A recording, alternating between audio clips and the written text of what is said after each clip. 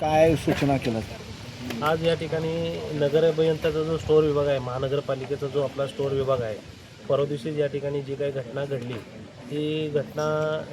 आम्ही जे कोण काय त्या ह्याच्यात होतं त्याला पहिला सर्वप्रथम आम्ही त्या ठिकाणी गुन्हा दाखल करा म्हणून या ठिकाणी सांगितलं आणि सिटी इंजिनियर असतील, अतिरिक्त आयुक्त कारंजी साहेब असतील आणि आयुक्त साहेब यांना या ठिकाणी आम्ही फोनद्वारे आणि समक्ष या ठिकाणी भेट देऊन आम्ही सांगितलं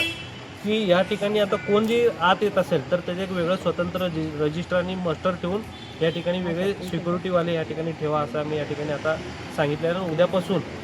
या ठिकाणी कायम रजिस्टर आणि सिक्युरिटी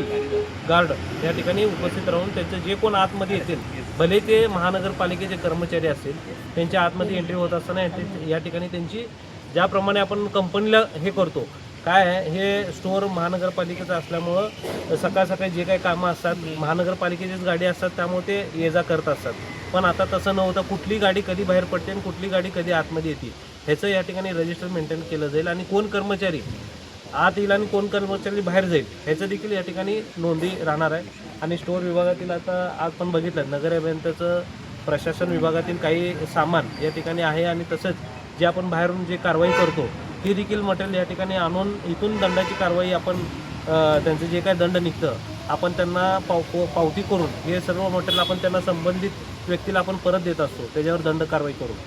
मग हे असं बाकीचे आता जी परवा जी घटना घडली ती परत असं घडू नये या ठिकाणी आपण व्हिजिट करून आम्ही या ठिकाणी आता आदेश दिलेले आहेत.